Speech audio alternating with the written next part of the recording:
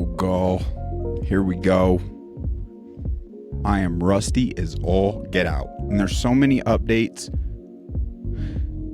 It's almost as though I'm relearning everything from scratch. So bear with me, hence the elevator music. And I just want to verify that the stream is connecting seamlessly from the streaming service through at least Rumble. I gotta tell you, I must be some type of insane, stupid, done lost my mind to sit here today, try to uncover some of the information I have to share. There's a whole bunch.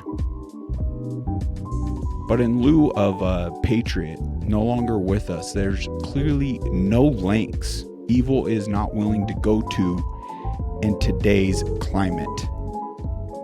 And here's a man, a warrior that simply was stolen from us for words. Unbelievable. Let's kill the elevator music. And, man, should we just kick off more enlightening things? But we're going to go over a lot today. A little about Charlie, what he started uncovering, a little about his death,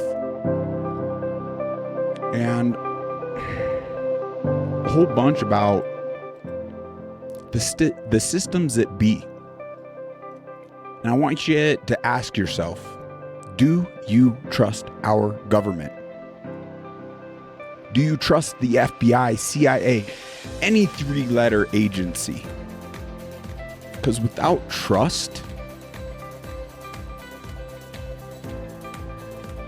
that is a world we shouldn't accept to live in. The only guarantee with that is we do not have a secure future for ourselves or our children. So something must be done. There's a lot of gray areas regarding Charlie himself, so many other situations. And the fact of the matter is, we're not really ever going to fully know in this life. And that in and of itself is capturing something even grander, that we no longer accept that unacceptable. Okay. That being said, let's officially kick things off, shall we? Welcome to a Muzzle Chat. My goodness, am I rusty. It's been a while. I apologize. I'm not going to make this about me, but I'm going to fight like hell that we maintain our freedom of speech and we maintain a level of health that we can utilize speech on our own behalfs to secure our futures. We lose either one of those, and it, with personal experience and challenges I've been experiencing with other biological warfare, and I'm seeing it run rampant pretty much to a degree or many within so many loved ones in my life. And enough is enough. Okay. I am 10 years Charlie Kirk's elder. Unbelievable what this man was able to do in 31 years. It is nothing but admirable, mad respect. Now, I have my reasons to walk away from Charlie Kirk's content and not be an avid follower, and we'll get into some of that. But that's all irrelevant in regards to who he was and who he stood for. We all get things wrong, and we're forever going to get things wrong. This is a forever work in progress in this life. But we become cowardly. I don't know many men, the strongest I've ever known, to seek out tension and contentious kind of conflict and try to find resolve. I don't know anyone that kind of mastered that level of communication more than Charlie Kirk himself. We have truly lost a warrior of light, of good, irregardless as to how we get things wrong. Brings to mind that scripture of pointing out the specks in others' eyes when we have planks in our own. In order to see clearly for ourselves, it's best we focus on removing those planks. Now, this little clip kind of sums up as to why Charlie put himself in these really challenging situations. Let's go ahead and give this a listen. I go around universities and have challenging conversations, and because that's what is so important to our country, is to find our disagreements respectfully, because when people stop talking, that's when violence happens. I've never seen someone do this. Well, it's a growing trend because people like me are facing violence, assaults, the left. Yes, the campus Antifa. I've been stormed out of restaurants. I've been assaulted publicly, multiple death threats. Okay, so what's your goal in all this? There's more people that agree with me than some people would actually believe, and they come out of the woodwork when I do stuff like this. We record all of it so that we put it on the internet so people can see these ideas collide. When people stop talking, that's when you get violence. That's when civil war happens, because you start to think the other side is so evil and they lose their humanity. I go around universities and have... Wow. That really sums up a lot as to the why. His character. He wants to avoid essentially a world that is full of threats.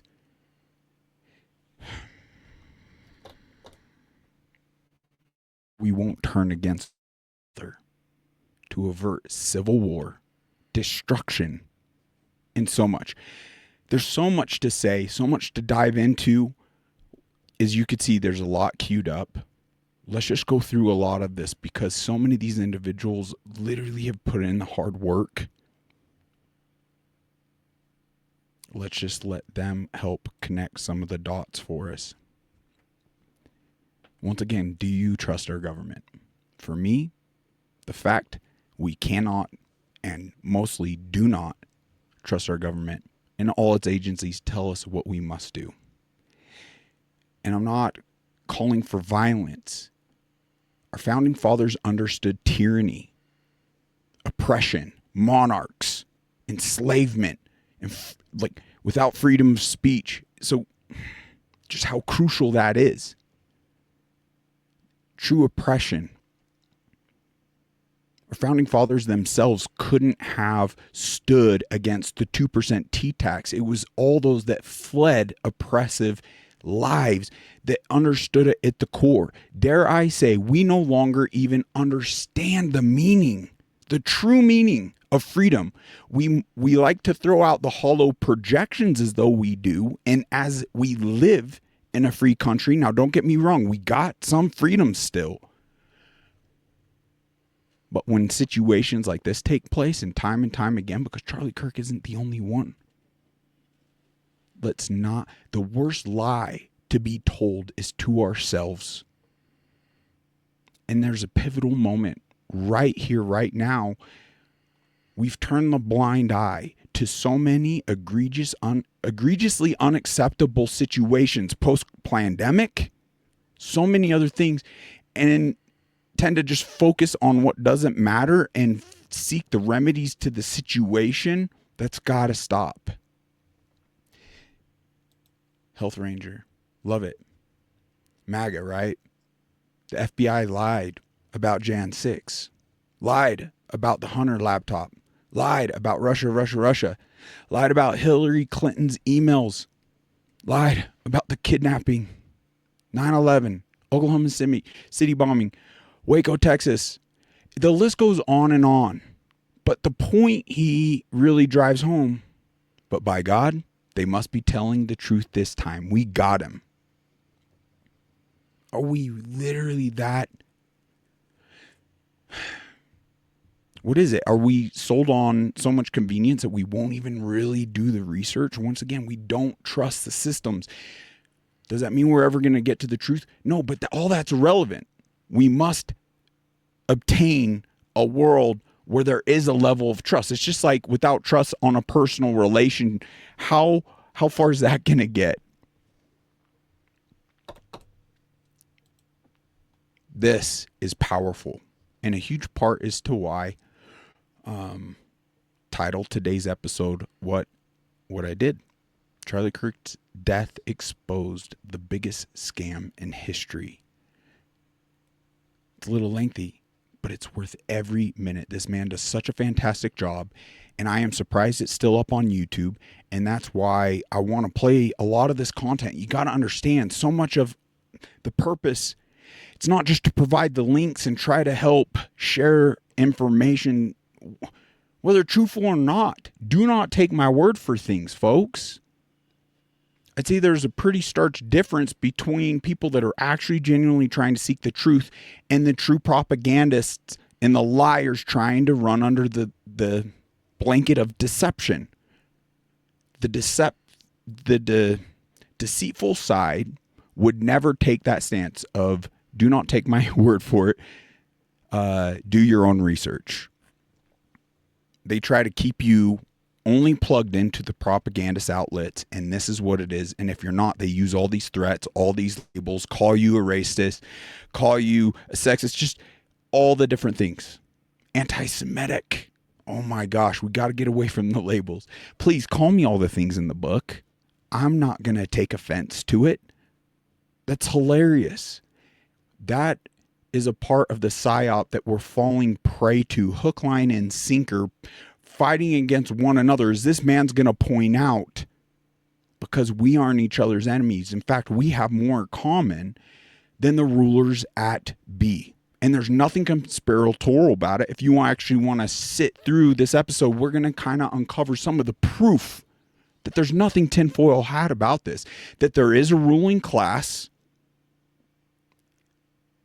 and they're the ones magnifying this, the lens on one another, versus the true oppressors, our true enemies, the true evil surrounding us in this world today. All right, that's enough. Let's dive into this. This is so powerful. Get out your notebooks, because I would love for you to send a muzzle chat.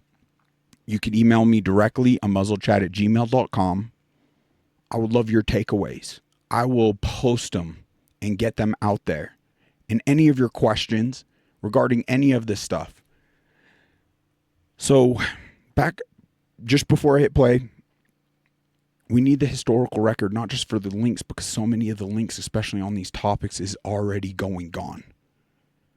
And I wanted to sit on a lot of this information, absorb as much as I can, and we keep falling for the false narratives, and then they control the information, and somehow they're able to maintain a freaking lie time and time again, versus us actually pulling the truth together. So at least capturing it here provides, whether it's just a segment of today and we can no longer find some of the content tomorrow that we go over here today, that you could utilize this very episode through the graces of Rumble still being more so free speech. There's still some question marks. Side note, we must do a better job supporting free speech platforms instantly. Because if Rumble were to fall today, like YouTube has fallen years ago to all this propaganda and suppressing truthful information, we need to be able to jump. I mean, the masses are still on YouTube versus Rumble. You see where I'm getting at? We're never going to be a free people unless we're supporting free speech platforms. And we should already be geared up mostly on Rumble, and geared up for if and when Rumble falls, that we transition into the next free thing. Charlie Kirk is dead, and it exposed something vile. Yes, very vile. I just want to let you know, please text me, email me, message in the chat. If there's any sound issues, want to ensure quality streaming through and working out the bugs. Thank you. Appreciate y'all. And horrifying that I want to share with you right now, just kind of candidly. He was murdered while he's speaking in public to a group of college kids. And there's one part of this that I think should horrify you to the deepest parts of your very soul. Instead of a universal outrage, instead of every decent person saying this is insane and this is wrong, the internet seemingly lit up with these celebrations and cheers and memes, and people actually laughing and celebrating the murder of a man because he wore a different political jersey. So let that sink in for a second. And I don't think any of this is about Charlie Kirk, the person. And I don't think it's about whether you liked him or hated him or didn't even care. I think it's about the fact that political murder is somehow just another headline nowadays. And we scroll right past it. There is a whole new low for where we could go. And you have people online cheering like it's their team winning a Super Bowl. And what you're seeing is an evil,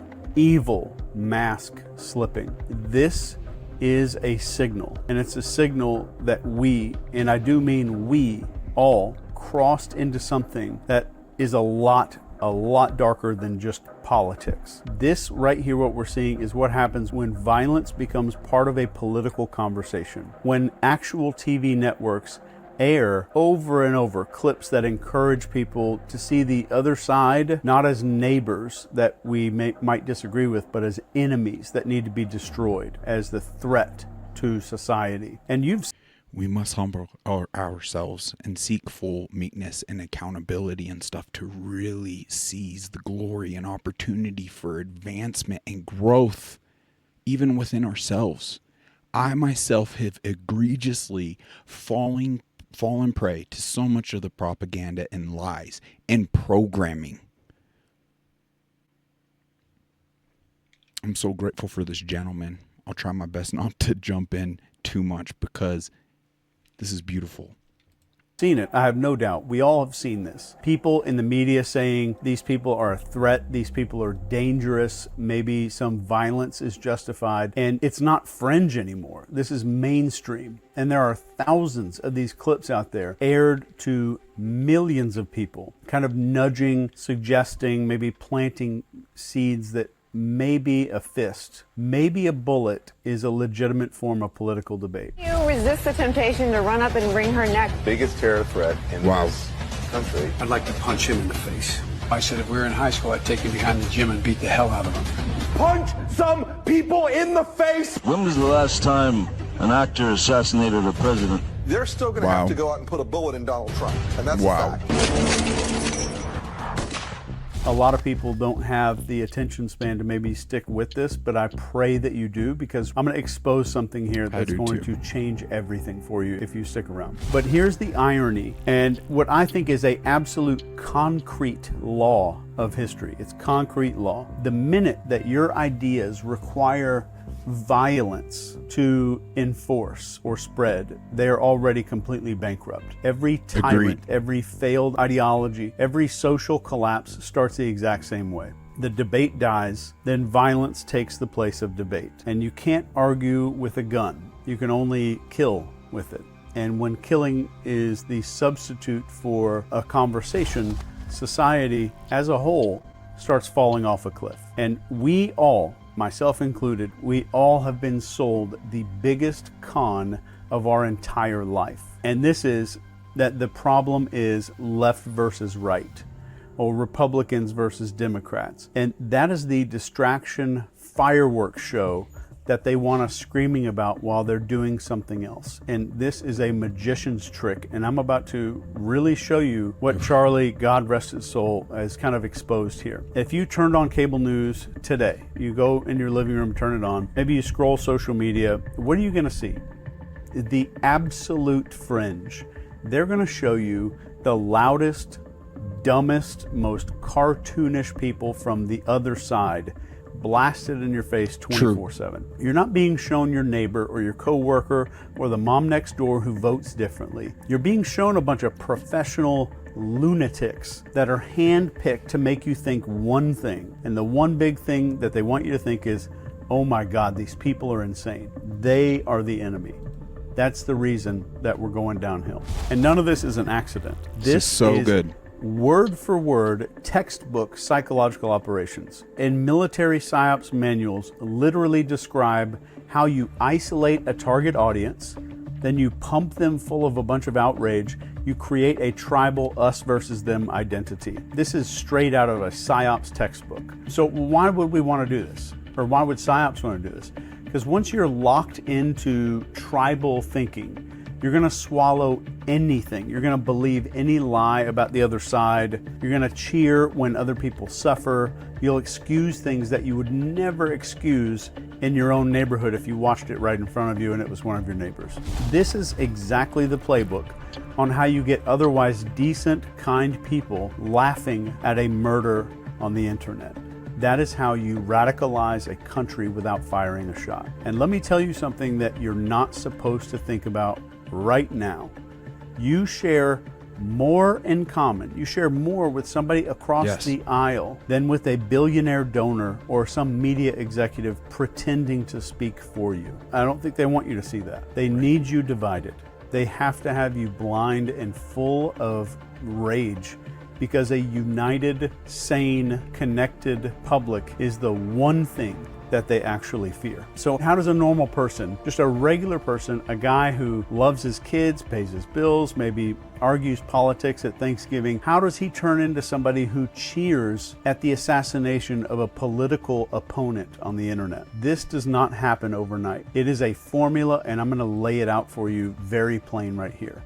Number one is isolation. And this is where you don't just disagree with people anymore. You're told not even to interact with them. You don't have friends on the other side. Don't date them. Don't work with those people. You need to cut them out of your life. That is step one. And if you're paying attention, that's also step one of joining a cult. So step two is echo chambers. You surround yourself only with opinions that sound just like yours. Social media makes damn sure of this. And algorithms serve you more of what already pisses you off. And this has been proven and documented in research. So that rage gets recycled and concentrated like moonshine, like a moonshine still. And if you haven't caught on yet, this is step two of building a cult, a dangerous cult. So step three here is the tribal script. This is the us versus them narrative. Your side is righteous, their side is evil. Every single issue is framed like a holy war, and it doesn't matter if it's taxes or healthcare. It's suddenly life or death, and it's good versus evil. And if you add outrage and righteous superiority, and our brain chemistry starts going bonkers, crazy, that cocktail makes people feel morally justified in hating and silencing and celebrating violence. That is true radicalization. That's how you turn regular people into basically a sleeper agent without them even knowing. The bad news is that what I just said is only the beginning, and it's happening on both sides of the imaginary aisle. Here's the truly horrifying part. All of this, it's not just a result of some advertising and algorithms. This is deliberate, and I would stake my reputation on it. This is not just some accidental byproduct of politics. This, what we're seeing right here, is engineered step by step to keep you outraged and blind and keep you just kind of stabbing and punching at shadows. All the while, real power, the people who profit from division, stay completely untouchable. So keep this in mind while we're talking. You have more in common with someone who voted different than you did than the people that you see parading their narratives on TV. Please keep that in mind forever if you're able. Yes, forever. That's one to just write down and ponder, pray about, research. An absolutely brutal truth that nobody really wants to face. Assassinations that, especially like we saw with Charlie Kirk, assassinations are not usually about stopping some kind of evil. They're about stopping ideas. You don't kill somebody because their argument was weak. You silence them because you were terrified that their words are working. on people. Think about Martin Luther King Jr. He wasn't murdered because he was irrelevant and he had bad ideas. He was killed because his vision of racial and economic unity and equality was gaining traction in the country. If you look at President Kennedy, JFK, he wasn't taken out because he had no power or had crappy ideas. He was killed right as he started poking holes in this weird, dark system's grip on our war and defense and secrecy. Mr. Rabin, this guy, Rabin, I think, assassinated in Israel. Nobody did it because he was a joke or because he was a laughingstock. He was killed because he was pushing in Israel for peace, and peace threatened power. Peace threatened power. History is unbelievably clear on this. If debate dies, when open conversation gets replaced with suppression or intimidation and ultimately violence, society walks into a death trap. Just there like is not Charlie an exception to understood. this. So the ideas that require censorship or intimidation or blood to survive, they are 100% of the time poison. An idea that can't survive in the sunlight has to live in the shadows. And that is the death spiral that we are in if we don't stop this shit right now. So let's look at the other hand in this magic trick. Remember we talked about there's some misdirection going on here. For decades, the press, the media was supposed to be our watchdog. They're going to find all the facts. They're going to hold the powerful accountable. They're going to keep people informed. And again, you can see this with your own eyes. It's not right versus left. Look closely at the media. It's not right versus left. This is darkness versus light. The media is a circus tent with a lot more in common to a casino. This is a propaganda machine just churning out outrage. Let me just tell you exactly how this works. Facts are boring to people. Outrage is more likely to sell. It's more likely to keep you looking at the screen. That's their metrics. That's what they get paid based off of. So instead of showing you some kind of reality, they're showing you this carefully curated nightmare reel of the absolute worst of the other side. They're not giving you the whole picture. They're giving you the most extreme clips that they can find because they know that you're going to watch. They know that you're going to get pissed off when you see it all, and you're going to come back for more tomorrow. In fact, to me, if I'm very honest, if something doesn't fit their narrative, it is completely ignored. But if a story can be kind of twisted into a blame game, then it is. So they're not showing you reality in any sense. They're showing you a story designed to keep you loyal to your tribe, addicted to whatever their version, twisted horror movie version of reality really is. And what's truly disgusting, what I am genuinely nauseated by. We tend to think, oh yeah, the media is trying to sell ads for some pharmaceutical stuff, and they're trying to sell some car commercial breaks and things like that. That's not it. This is more about distraction. The reason is, while they get you frothing at the mouth over some clip of a protester screaming nonsense, the real enemy to all of us, these entrenched people that you have nothing in common with whatsoever, who decide the narratives, they bankroll politicians, and they write the rules, and you know that they win no matter who wins, right or left. You know that they're the ones getting the checks. They're laughing at how stupid we are. So let's stop with the doom and gloom for a second here, and let me just kind of bring this back. If you strip away all of the slogans, all the hashtags, the little talking points of the media, what do regular people want? What do regular people, you and your neighbors, even the people that voted differently than you? We want our kids safe. We want a roof that doesn't leak. We want food in the fridge. We want a job that doesn't crush our frickin' soul. And we want some goddamn honesty from the people who claim to represent you, to represent us. And guess what? That guy that you don't like with the bumper sticker down the street, he wants the same thing. The woman with the MAGA hat at the grocery store that you thought was an idiot, she wants the same thing. The mom who is too busy working 3 jobs to even care about politics, she wants the same thing too. But what do they not show you on TV? What is the one thing? It's that you have that much in common with the people who voted different than you. They will never show you that. They show you the screaming protest. That in and of itself, folks, is proof that it's not tinfoil hat conspiratorial thinking about this grandeur ruling class, about a cabal, an Illuminati, a synagogue of Satan, select individuals seemingly. This is proof. he's hitting out of the park. I love it. It's like every time I re-listen to this, there's more I absorb from it on a deeper level even. And I'm grateful for that. How many people already up to this point have people you know need to hear this message? Well, if it's without my interruptions, the link is in the description below to this very episode, as well as much more.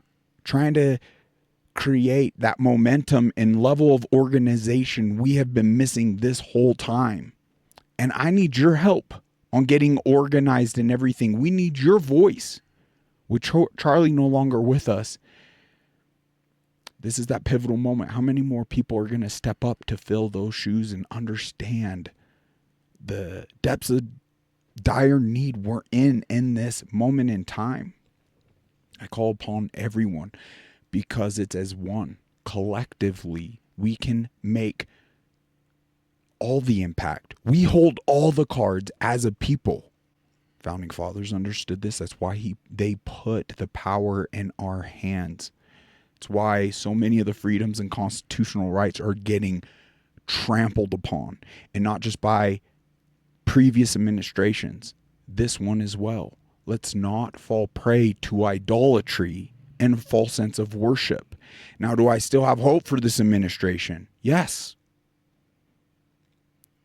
We must, to a degree, but the only way we're, because this is what it is, and this is what I was worried about with this administration, that too many people would kick their feet up on the couch and solely rely on them. And if we collectively don't ramp up the pressures, this entity will ramp up the pressures. And it depends. If the pressure's greater from we the people, who does the administration, the current administration, respond to? The people.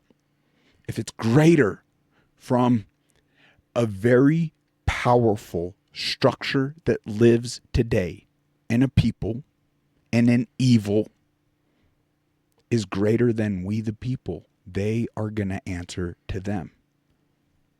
I mean, I'm getting ahead of myself, but why is MAGA, making Israel great again, more important to this administration than MAGA? I don't have to walk through it all. We've seen it. We've seen it. And that's running under a lot of deception and twisting a lot of scripture. We'll dive into that a little more on this very episode, but more importantly, in even more depth, futuristically, given I'm mortally given that opportunity. So let's continue. With the purple hair, threatening to burn a bunch of stuff down. They show you this red-faced conspiracy guy spitting at the camera, talking about crazy stuff. They show you the absolute fringe, because fringe pisses you off. Fringe makes you hateful and angry. Fringe makes you think that the other half of the country has lost its freaking mind. There are absolute real studies on this. There's hard data proving that these algorithms and the media deliberately push exactly what's going to piss you off. Because the more enraged you are, the longer you're going to stay hooked. And they're literally feeding you a diet of enemies instead of neighbors. They're programming you to see the world through some kind of warped carnival funhouse mirror, where these loudest, weird-ass 1% of extremists look like 160 million people, and it's not. It is a lie. It is a lie. And if that's a lie, then let me say one thing that's true. And let me give you the truth here. You and that weird uncle that you argue with at Thanksgiving, you're not enemies. You're both being played. You're both being manipulated. Yes. And the second that you realize that, the second that you look across the aisle and see a fellow human being instead of some caricature cartoon, is the moment that the scam starts to collapse. And I think I know what you might be thinking here. So if it's not left versus right, then who the hell is pulling all these strings? Who benefits? So let me ask you, who benefits from you hating your neighbor? Because let's be honest, regular people don't profit from this chaos. Write that one down. Seek out who's benefiting. That is a powerful question that will lead us all down paths of truth. Regular people don't. but someone does. And that someone is what I personally call the covert elite, because we have elite and then we have covert elite. And these aren't like a bunch of Looney Tunes cartoon villains in some underground lair. These are CEOs and mega donors to political campaigns. And you notice how they donate to both sides? These are political lifers, media conglomerates. These are the people who cash big ass checks no matter who wins the election. They operate on both sides of the aisle because the sides pay out. They don't care about your values. They don't care about your family or your future. They care about one thing, and that's control. And let me tell you, division is the cheapest, most effective tool ever invented for that. Look at how psyops are described in military doctrine. You identify your target audience, you feed them carefully selected information, and you push their emotion until their behavior changes. This isn't theory. That's written down in black and white. And it's the same exact playbook that's being used on you and me, my family, my parents, all of us. Except this time the battlefield isn't Afghanistan, it's not some country in the Middle East. It is your living room. It's your Twitter feed. It's your nightly news. It's right here where you're looking at my face, whatever device you're watching this on. This is the battlefield. This is why both parties, you're hearing them scream about each other nonstop, but they never really seem to touch the things that matter. And you ever notice how there's always money for war, but there's never money to fix our roads? You notice how billionaires always seem to fund both sides of the elections. And if you've ever noticed, if you take a good look, corruption is a bipartisan issue.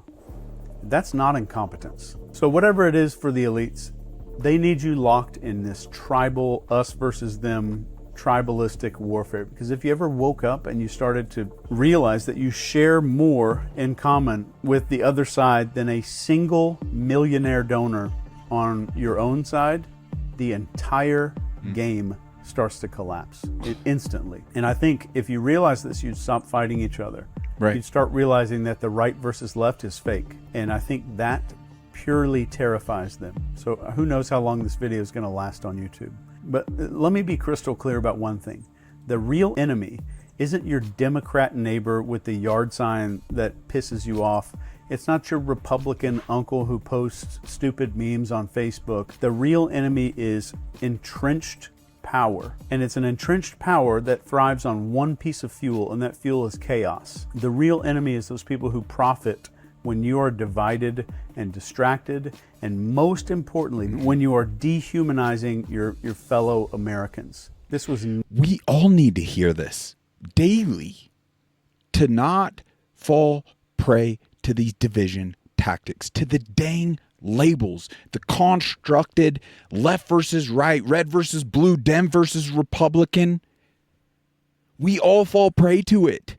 Yes, some people truly believe, so you can use that terminology to expose, but at the point you're not exposing, you're giving more validity to the very divisive tactics evil has stood up, whether it was originally stood up organically or constructed to have this type of psychological impact. Irrelevant. It is 100% having that psychological impact and being used to our detriment. And it is a rot, a toxicity that is deteriorating this country, this world, dividing us all against people we have so much in common with. Christian against Christian even. Whatever label you run under, we got to walk away from the labels. I don't even like using the terminology because I see Christians out there doing very deceitful things, so I don't like to identify as a Christian anymore. I like to simply, on a more personal basis, talk about the amazing Jesus Christ and the examples he's left for us. And irrelevant, the truth or this or that, I think it's those labels that even turn people off. But I seek that path, that message, that example Jesus left for us and so many others. And in a lot of ways, even though Charlie Kirk, I believe, got a lot of things wrong and fell for Christian Zionism, whatever, what you put the proper label to it, what does it matter? We all fall under the deception tactics of the evil one here. And my goodness, we are living in a very fallen world. Let's continue this because he wraps it up very powerfully. I hope you're gaining some notes. And let's not be afraid to share this. Bring more people in. Let's get this out. Once again, whether it's through Unmuzzled Chat, whether it's through just all the links that are provided, but please follow Unmuzzled Chat. All the links below, Facebook, Instagram. Instagram is probably my least, what would we say? That's the least active account we have. It's mostly X and Rumble and Facebook a little bit. So just click the links, because if you're not, it doesn't catch your fancy, these long format podcasts, well, but you can feel the importance. I mean, share this along as you can, and join us as you can, but follow on X, because those are all snips and just trying to get to the bottom of it. And I'd appreciate not just your support, but input. So whatever the things, follow, and let's just, it's creating that organization and community we all need. Never about left versus right. It have was an impact. Always about the people versus the powerful. So here's the starting point. It's just sanity. Just plain, everyday, common sense sanity. And ask yourself, do you genuinely want political opponents murdered in the streets? No. Do you want your neighbor dragged through the mud because they voted differently? Of course you don't, because you're a sane human being. And that means that you're okay. And sanity right now is the most rebellious act that you can commit in this country for right now. Wow. Sanity is refusing to let CNN or Fox News or Twitter decide who your enemies are. It's looking across the aisle that's probably imaginary and saying, you know what, I disagree with your ass, but you're not the devil. Sanity is truly openly saying violence is not politics. Violence becomes the death of politics. And true sanity is seeing just the weird idiots on the news and realizing that's not the norm. That is a cartoon that's curated for you. And the second that you stop playing the outrage game and you refuse to cheer for blood, which I hope you didn't do, you're already breaking the spell if you're there. I genuinely believe in my heart that sanity is contagious. And when one person refuses to take the bait, the echo chamber starts cracking a little bit. 10 people refuse, it starts breaking open a little bit more. And let me be super clear here. When millions of people, if this were to happen, or were to refuse, the machine will collapse. I guarantee it. We don't need permission to stop being pawns on the board. The minute that you decide right now that you will not be programmed into hatred, then you have started to win. And that's the first step to being sane. And it starts with you. Mr. Charlie Kirk, his death was a mirror for all of us. And it's a mirror showing us how that we have fallen, because when we see murder being celebrated, when we see neighbors that are treated like enemies, that's the signal. And I think the good news here is that the machine only works if we feed it. It only runs on our clicks and our outrage and our willingness to see half of this country as a horrifying monster. If you starve this, it's going to die. It's as simple as that. Just think about your neighbors. Look at the people around you. Your neighbors, your co-workers, the parents at your kids' school. Do they really look like these dipshits that you see on TV and on social media? Do they actually match these memes and all the screaming clips and stuff? Hell no. They look like you. They look like me. We're tired and overworked. We're worried about bills. We're praying for a future that isn't just bonkers, batshit crazy. That's the America that cameras don't show you, because if they did, you'd stop hating people. You'd start seeing reality. So here is the pledge. Here's my one thing that I want to give to you here. And you can say this pledge out loud if you need to. I will not let anything electronic decide who my neighbor is. I will not let political violence become normal. I will no longer let propaganda tell me who to hate. I will never cheer for blood. I will choose sanity. I will choose unity.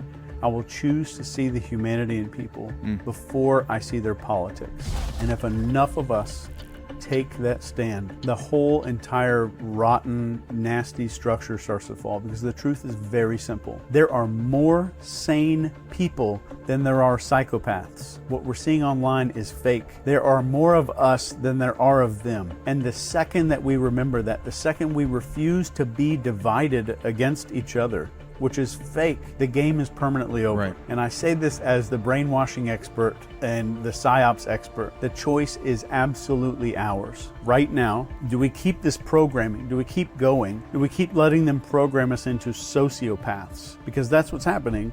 Well, my previous video right before this one was about this. Or do we break the script and take back our sanity and just finally remember that we are one people, we're not two tribes. And I want you to remember this. There it is. If something online pisses you off, now you know for sure that you are witnessing social engineering. That's all that is. And let me end this with a quote from Martin Luther King. The ultimate weakness of violence is that it is a descending spiral, begetting the very thing it seeks to destroy. Instead of diminishing evil, it multiplies it. Through violence, you may murder the liar, but you cannot murder the lie, nor establish the truth. Through violence, you may murder the hater, but you do not murder the hate. In fact, violence merely increases hate. Darkness cannot drive out darkness. Only light can do that. Hate cannot drive out hate. Only love can do that. I love you. Please, please, God, send this to somebody that you know. Yes, please. Wow. Very powerful. We continuously are falling prey to the labels. I admit, I've been there. I still will be there. It's really hard to see past all this and keep the lens of seeing humanity and others. Okay, I'm already way past. I don't know how. Holy smokes. I believe that really sets the stage, though, properly to decipher information and not be falling for the propaganda. There's so much about Charlie Kirk's death that reeks to high heaven. And they want us, I believe, already to be convinced and believe in these lies. This was a full-blown operation, and there are fingerprints all over it, and we do not need special equipment to see the fingerprints. So, before we dive into more of the information, kind of questionable things, and some of Charlie Kirk's recent messages that I believe led to the threat level of that man increasing, and these rulers that be couldn't allow that to continue. Because unlike the fringe Tucker Carlson, is they're able to like label him, and Candace Owens, so many others, Charlie with TPUSA had this level of organization with our next generation and young minds. They couldn't allow them also to start asking these questions. This kind of cues up.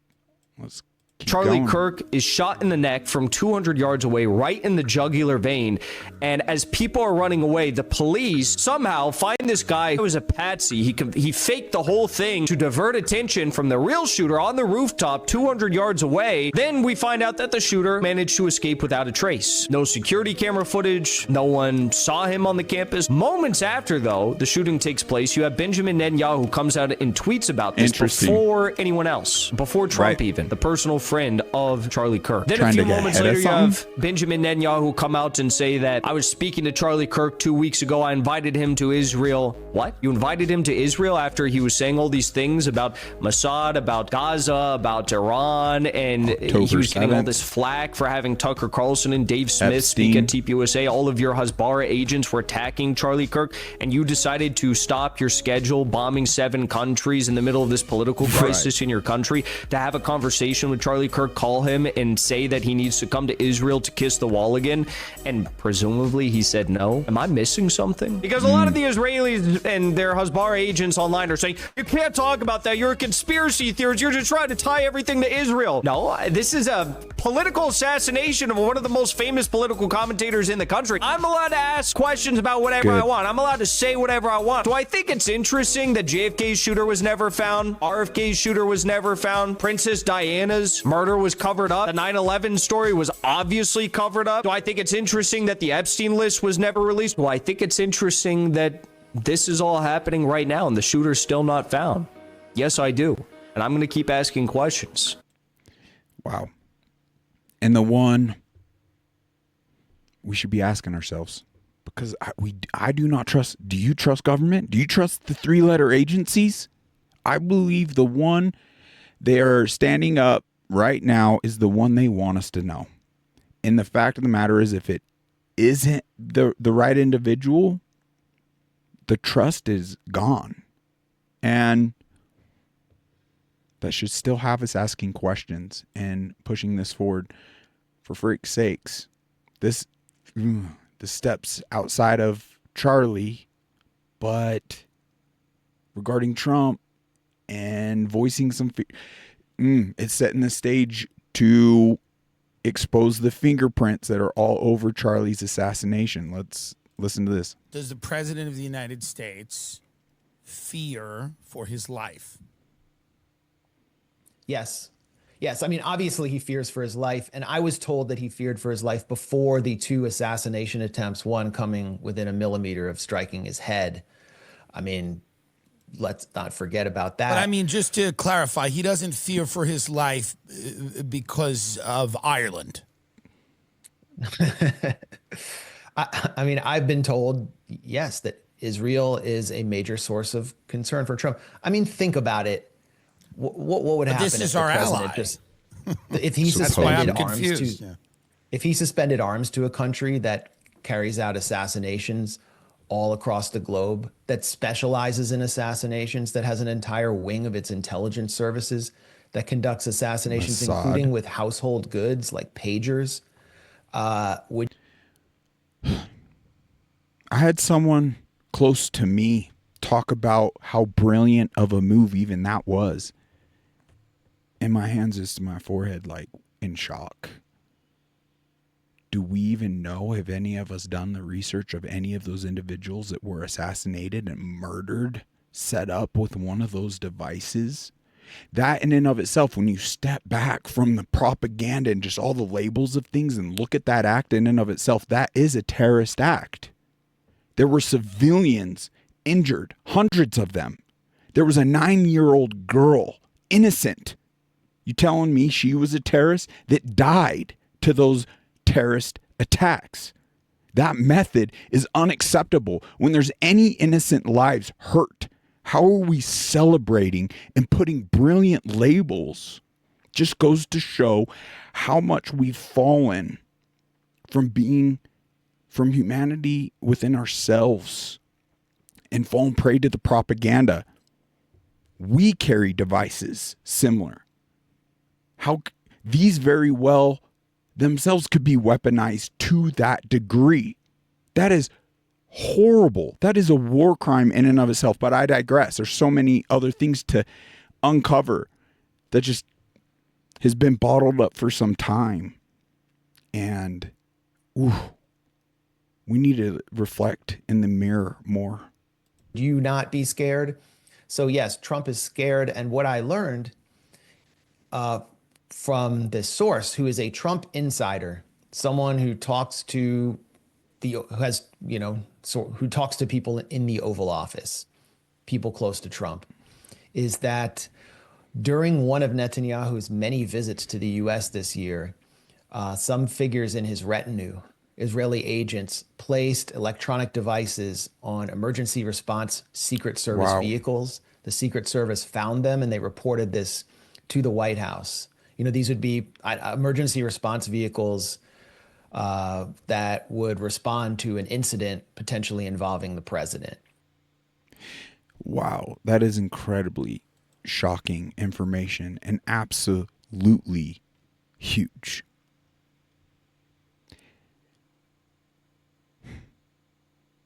Kind of honing in on bigger world threats.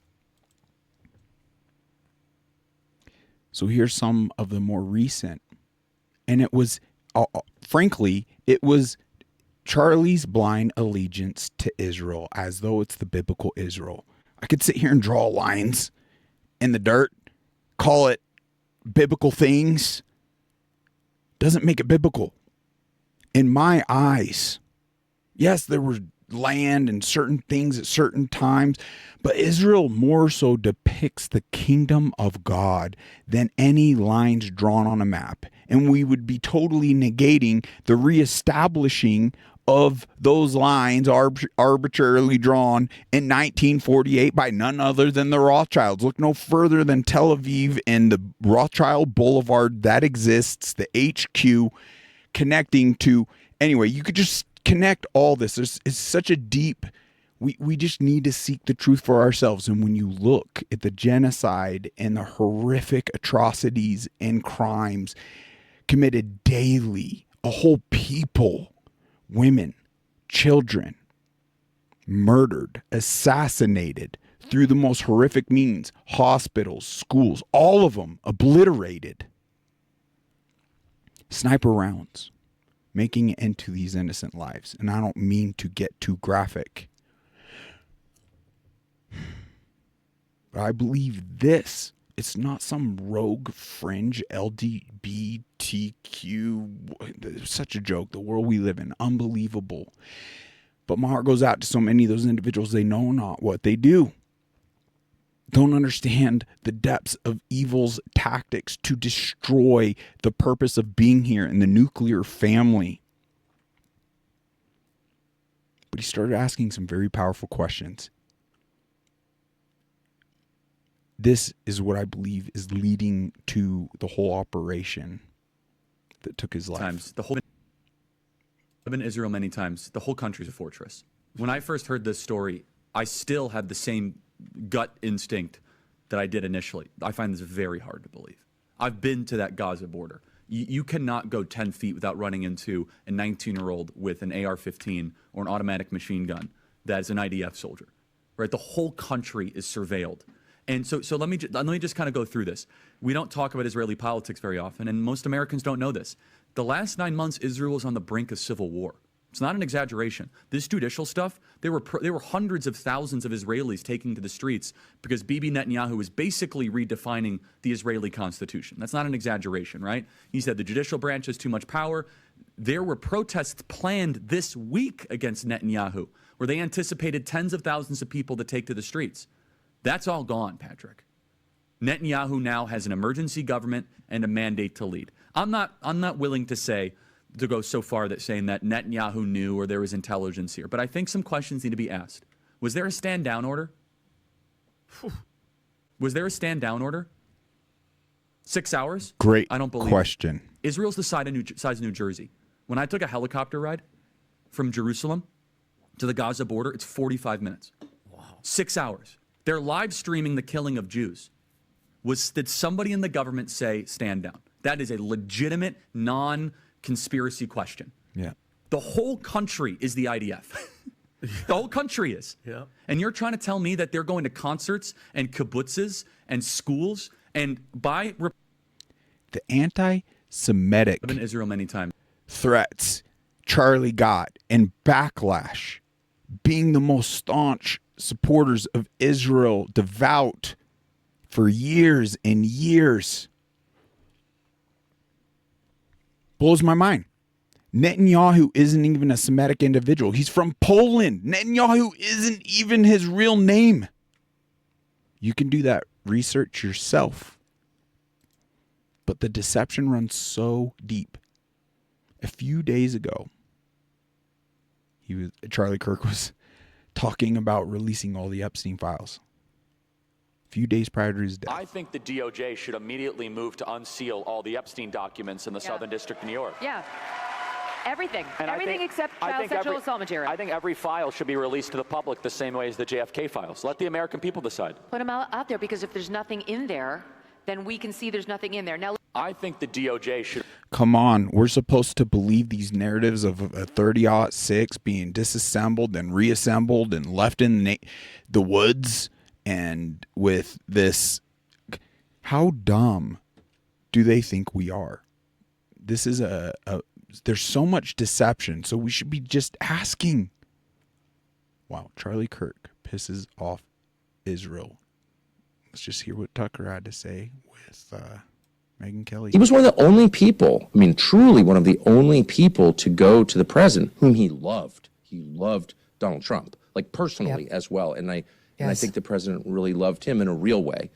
But he was one of the only people to go to the Oval Office and say, sir, I totally understand and think Iran's really bad, but a war with Iran is not, is something that could really hurt our country. I mean, boy, that was an unpopular position.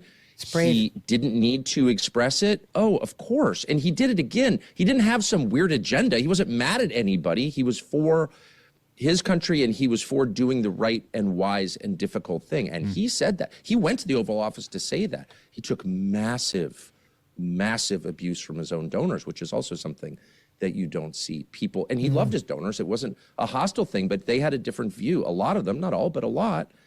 And they expressed it to him in a very intense way. I know because he showed me.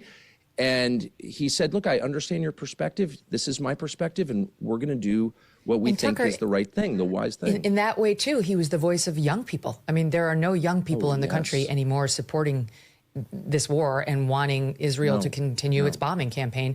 That's just the truth. Look at the polls. And he was in touch with them. And even where his own opinion may have differed from their opinion, he felt like he owed it to them to bring their message to the sitting president of the United States. I mean, that's what's been snuffed out. Well, as he has been, unfortunately, but he was one of the very few people I have met who combined a love for everyone involved with strong views. So again, he was not animated by anything creepy or weird. I mean, you knew him intimately, so you know this is true. If you talk to him off camera, he would say, I really, I love whoever I'm talking about, but I think this is wrong. It's immoral. It's bad for everybody involved, both sides. And he would say that, and he could say that because it was sincere. It was completely sincere, but I cannot overstate the amount of attacks he took privately over this, absolutely for real. And having lived in Washington most of my life and seen people run nonprofits, I've never met one who was willing. Stand up is too strong. He wasn't confrontational, but he would just say, no, I'm sorry that you feel that way, but I think this is the right thing. The people we represent, which is mostly young people, they believe this, and I believe it also. Asking some very basic questions. Brave, but loving at the same time. And I'm not sure he made a lot of headway, by the way. I mean, I think he made real enemies. He was just beginning. In doing that, but real enemies in doing that. Wow. Let's just continue. I have to bite my tongue to an extent because they're my views, and I want to express, and I will. Stay with me, whether it's this episode or diving more in depth futuristically. But this information here does a good enough job really raising the questions.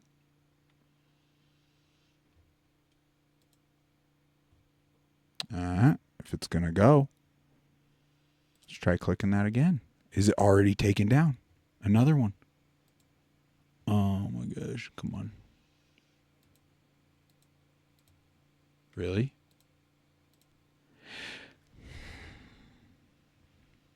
Is it too soon to just if you want to know what's the going truth on? behind the Charlie Here we Kirk go. assassination, yes, you can't turn to the media or to the government. We've been lied to about JFK, MLK, the shooting in Butler, the shooting in Vegas, vaccines, Epstein, and countless other events. So what makes you think that this time around they'll tell us the truth? But let me tell you the indisputable facts.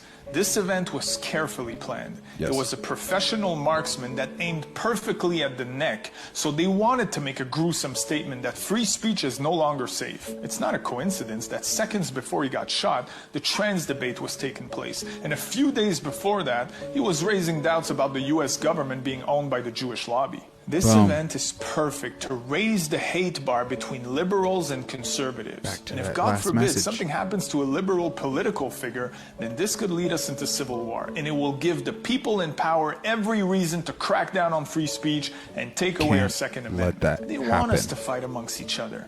We have to be smart and see clearly, even with all the emotions. Let's not be silenced. Let's not be divided. And like Charlie, let's keep fighting for our values. Yes.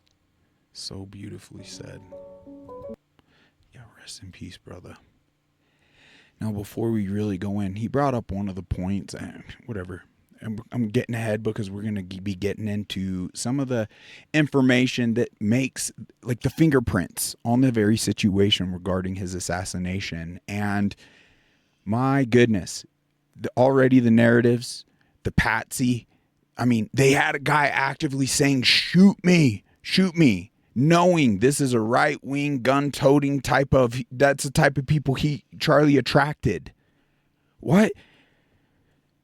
And that individual happened to be also placed in one of the bombings and 9/11. And anyway, there's just so much going on that we cannot fall prey to this wrongful information. But you can see my bow here. And one of the things people aren't talking about that I've just recently been humbled. See, I'm not even comfortable on full screen. I'm just, I'm not cut out for this. But dang it, we lost one of the courageous individuals, and more people got to step up and try to fill these shoes. But so many people are talking about 200 yards. What an easy shot with certain rifles and sights. And yes, I understand that's pretty basic for even a lot of military folk. But there's military folk that understand you cannot train for taking another human life. So now it shifts. It doesn't matter how much training you take. It didn't matter how many arrows I slung behind the bow when it came to being in front of these majestic, beautiful creatures, seeking a pure harvest and the respect I have for them. You cannot teach what happens within the body, the anxiety, the heart rate. They call it buck fever. What seemingly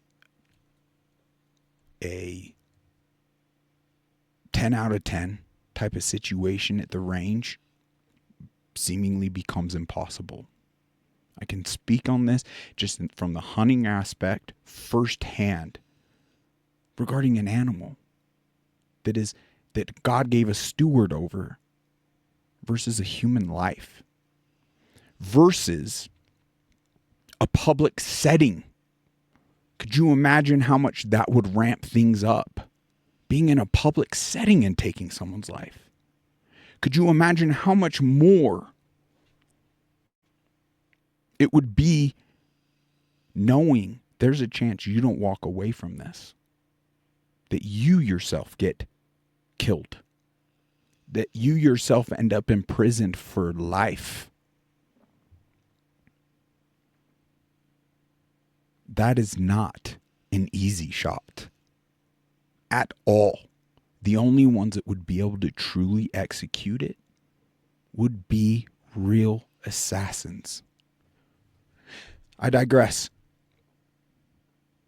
I've got questions. This is a really good list here. I won't go through it all. But the link is in this episode. But questions about Charlie Kirk's assassination. He used to be a loyalist. He used to be an Israel loyalist.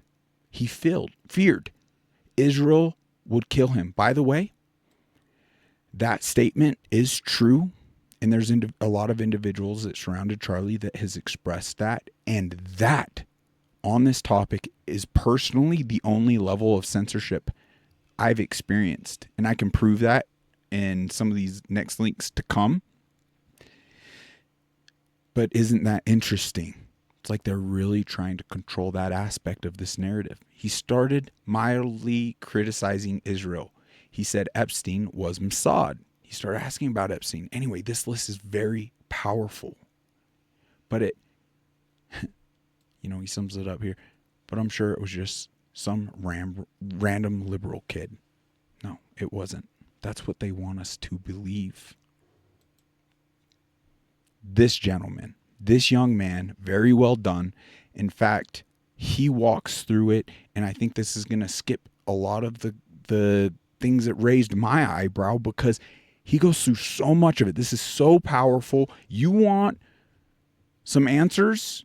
We're not going to get them all. But to just point out the lack of trust and how we must get that fixed in our nation, in this world. It was Barack Hussein Obama that stripped the legalities from Western media being able to lie to we the people, allowing them to spew propaganda. And anyway, that's enough from me. Just check this out.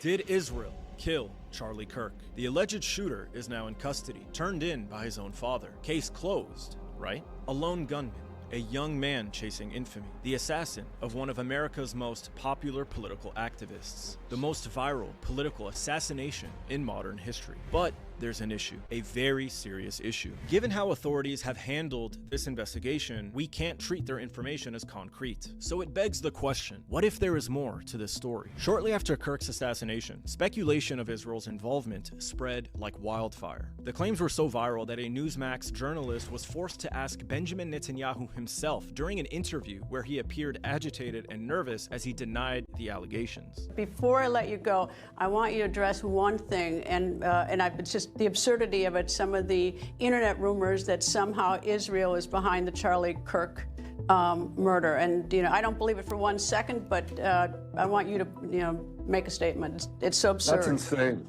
That's insane. It's not only insane,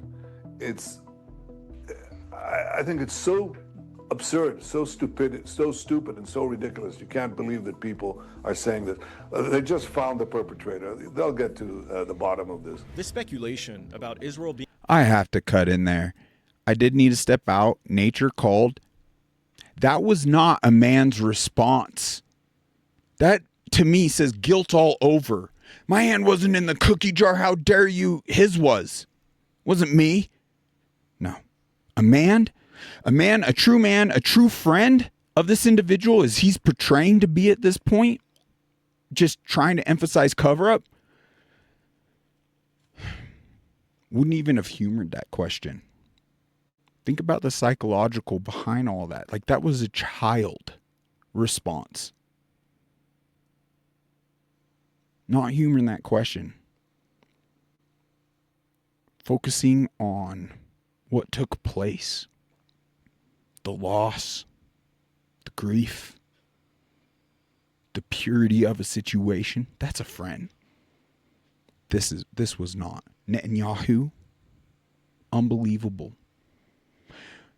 Just saying, throwing it out there. The individual that in his book prior to 9/11 said if America doesn't take the Muslim threat, terrorist threat serious enough, the Twin Towers will fall.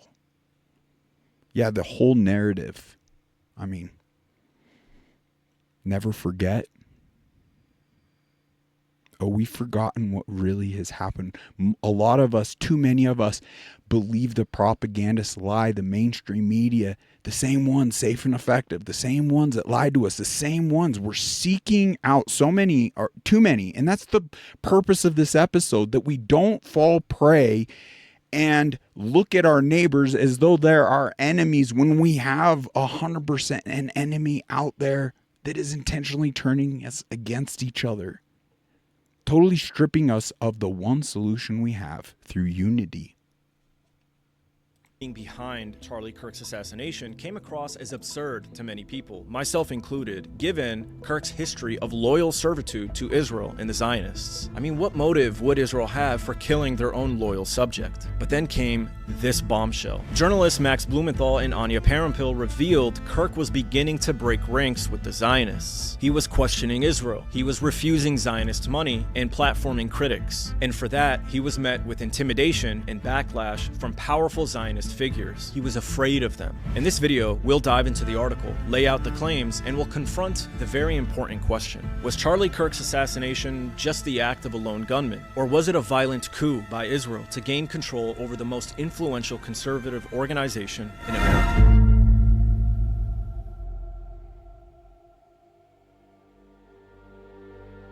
There's a famous expression in Latin dating back to the classical period when attempting to identify criminal suspects. Cui bono, or who benefits? This question comes to mind when considering whether or not Israel is responsible for arranging Charlie Kirk's assassination. To even consider whether or not Israel may be responsible, you first have to believe that they somehow benefited. Therefore, for Israel to benefit from Charlie Kirk's assassination, Charlie Kirk would have to no longer be of benefit to Israel. To many, including myself, Charlie Kirk was a loyal and beneficial propagandist to Israel. He spent his entire career spreading the myth of Judeo-Christian values. This country was founded on a Judeo-Christian construct, which is a gift from the Lord, and we must honor that. He routinely claimed Israel was America's greatest ally and propagated the false claim that Palestinians never existed. What you trying to say? I don't think the place exists. What? Because it doesn't. It's called Judea and Samaria. It's not called Palestine. It's a non-existent place. All of this serves Israel and Zionism. And the organization he founded, Turning Point USA, received tons of financial support from Zionist donors, including the David Horowitz Foundation. He repaid his wealthy backers over the years by unleashing a relentless fire hose of anti-Palestinian and Islamophobic diatribes, accepting propaganda trips to Israel, and sternly shutting down nationalist forces challenging his support for Israel during TPUSA events. So the idea that Kirk was somehow becoming a threat to Israel was absurd. But as many social media users have pointed out, Kirk was, in fact, showing signs of evolution. The same kind of evolution that saw personalities like Tucker Carlson, Candace Owens, and Megyn Kelly, to name a few, change their tune in regards to America's relationship with Israel. According to the Gray Zone, as Israel's genocidal assault on the besieged Gaza Strip drove an unprecedented backlash within grassroots right-wing circles, where only 24% of younger Republicans now sympathize with Israel over the Palestinians, Kirk began to shift. At times, he towed the Israeli line, spreading disinformation about babies beheaded by Hamas on October 7th and denying the famine imposed on the population of Gaza. Yet he simultaneously ceded to his base, wondering aloud if Jeffrey Epstein was an Israeli intelligence asset, questioning whether the Israeli government allowed the October 7th attacks to proceed in order to advance long-term political goals, and parroting narratives familiar to his most vociferous critic on the right, streamer Nick Fuentes. Back in July, Turning Point USA held a student action summit for young conservatives in Tampa, Florida. As head of the organization, Kirk would decide who to platform at this event. In a decision that enraged Zionists, Kirk decided to platform Israel critics Tucker Carlson, Megyn Kelly, and comedian Dave Smith.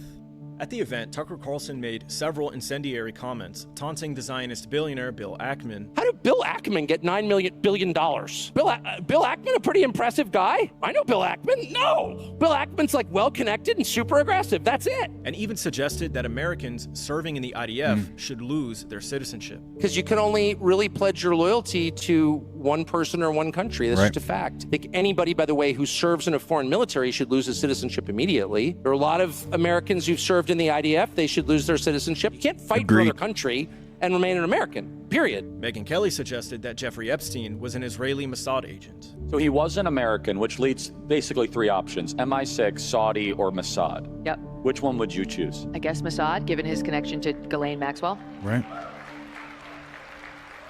So what does that mean? Well, I mean, it's possible that that's the reason everything's getting buried, that there is some treasure trove, and it's getting buried because... How many people here believe that? Raise your hand.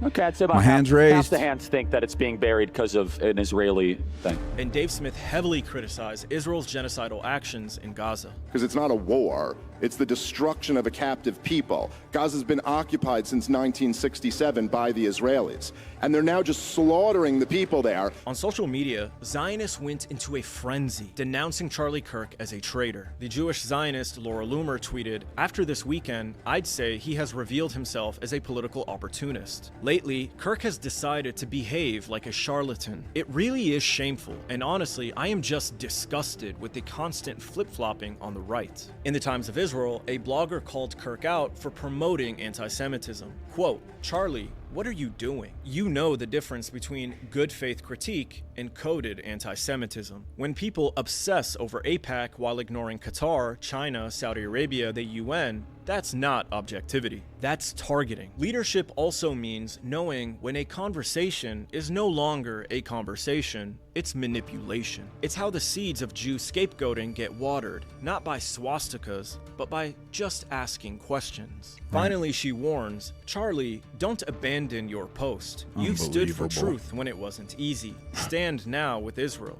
with reason, with your own better judgment." And the Jewish Zionists Mark Levin and Ben Shapiro also voiced their displeasure with Kirk over who he platformed at the summit. We, you and I, had people who we thought were conservative. Of course, Fox sound News. a lot like the Marxist Islamists who were attending this event last week, don't they? They find that conservative groups and conservative organizations that have these weekend events and these seminars, whether they're for young people or think tanks or that sort of thing, they sort of sprinkle these events with these kooks, with these American haters who claim to be American firsters and are fake MAGA. And all the labels.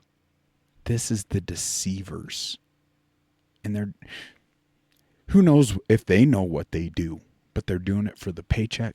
even stabbed the president in the back. I mean, I think it's definitely an attempt by some of these organizations to quote unquote maintain the big tent. The problem with a big tent is that you may end up with many, many clowns inside. But the backlash against Kirk wasn't just happening in public. It was being done in private as well. According to the Gray Zone article, Kirk was bombarded with infuriated text messages and phone calls from Netanyahu's wealthy allies in the US, including many who had funded TPUSA. According to his longtime friend, the Zionist donors treated Kirk with outright contempt, essentially ordering him to fall back into line. He was being told what you're not allowed to do, and it was driving him crazy, Kirk's friend recalled. The conservative youth leader was not only alienated by the hostile nature of the interactions, but frightened by the backlash. And apparently, Kirk wasn't just disturbed by Zionist donors or leaders here in America that were calling and texting him. He was feeling the heat from Israel itself through its war criminal president, Benjamin Netanyahu. Kirk rejected an offer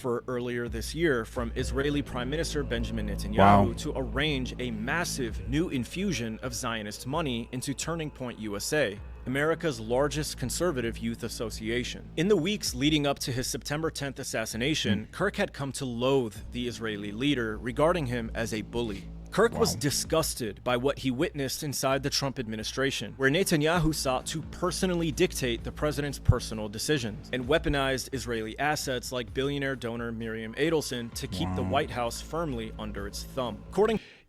Which gave this administration and President Trump directly hundreds of millions of dollars, more than 230 million accounted for, something along those lines. To Kirk's friend, who also enjoyed access to President Donald Trump and his inner circle, Kirk strongly warned Trump last June against bombing Iran on Israel's behalf. Charlie was the only person who did that, they said, recalling how Trump barked at him in response and angrily shut down the conversation. The source believes the incident confirmed in Kirk's mind that the presidents of the United States had fallen under the control of a malign foreign power and was leading his own country into a series of disastrous conflicts. I get it, folks. It's a fire hose for some of you. For a lot of you, this is about time, or where have you been? But frankly, there's just too many that still blindly follow the false Israel narrative due to the infiltration. I mean, golly, the devil is the deceiver. Why wouldn't he, throughout all these generations,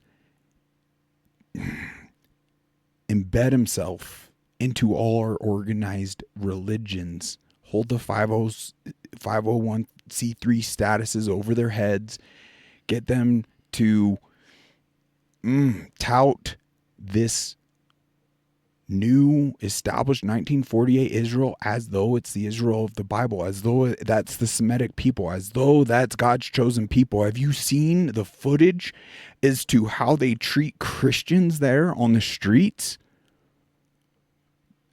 What they think, and not all of them, but regarding Jesus? Yeah, there's a lot of deception.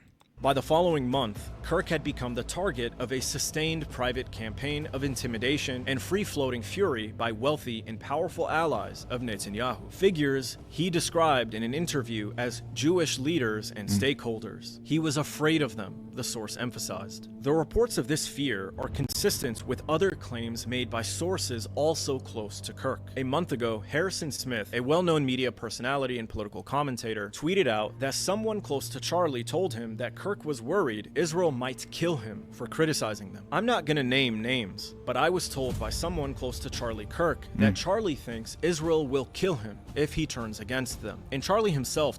That's the message on my platforms that already got censored. Why is that? Truth? Let's say lies don't end up censored like that.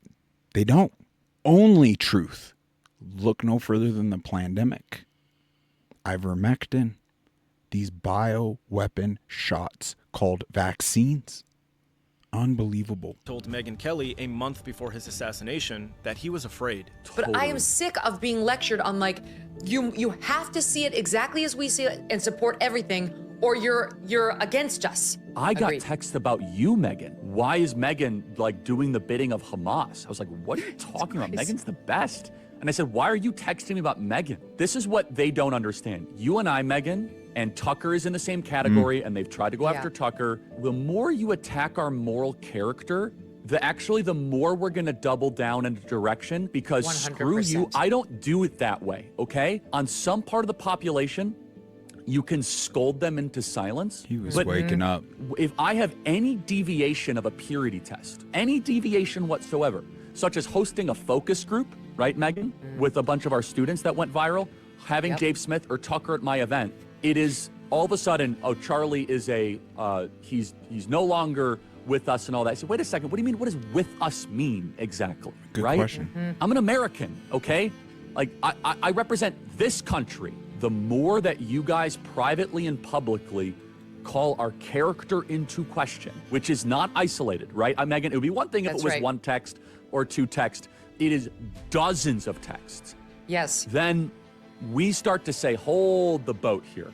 And to be fair, some of my really good Jewish friends are like, that's not all of us, it's all, but these are leaders too, though, right? These are stakeholders, right? I'm afraid because, again, I want civilization to win. I feel the connection to Israel, but at the same time, simultaneously, when the hostile reaction is that now Megyn and Charlie are enemies, right? Boy, I'll tell you, like, you're gonna weaken and just basically deflate two of your strongest advocates if that continues. Now, you might think it's weird that Israel would go to such lengths as to kill a former ally for even beginning to question them. But as several social media users have put it, given the influence and power Kirk had on over 3,500 college campuses across the country as the director of Turning Point USA, the very possibility that he could flip on them was a dangerous threat. The mere possibility that Kirk could start down the same path as Tucker and Candace is enough to send shivers down the spine of any Zionist with half a brain. Losing Kirk,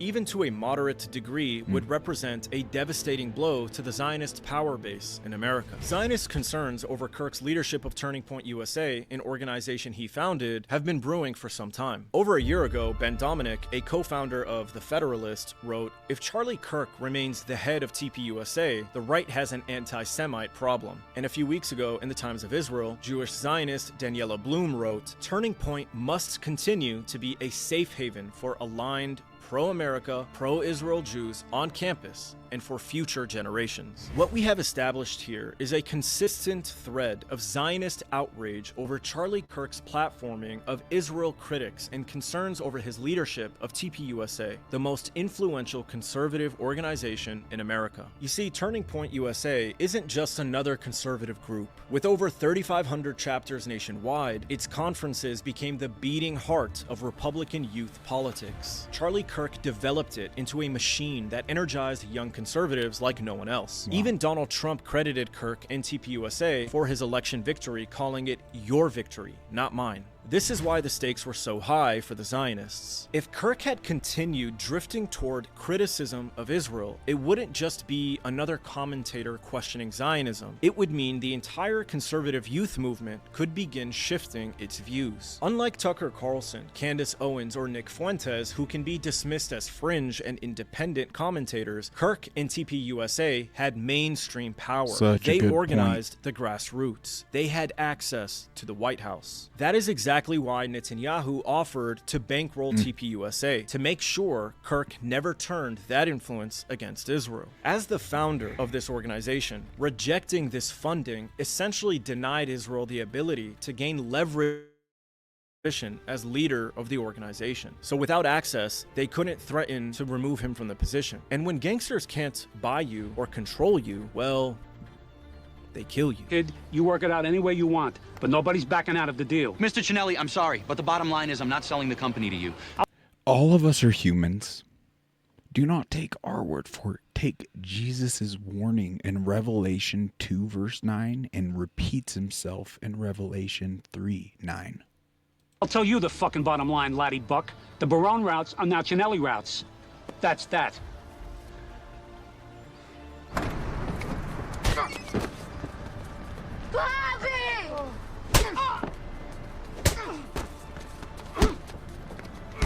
The world we live in, I swear. So even though Kirk routinely amplified Israeli propaganda, simply questioning Israel's actions in a critical light seems to have been a step too far for Zionists who have lost virtually all support from young Republicans. In Charlie Kirk's final interview, he raised what can only be described as the gentlest of questions with Ben Shapiro about ethnic cleansing in Gaza. We've pushed back against the media on COVID, on lockdowns, on Ukraine, on the border, so maybe we should also ask a question, is the media totally presenting the truth when it comes to Israel? Just a question, that maybe we shouldn't believe everything the media says because... Wow, his face is like, you seriously asked that question?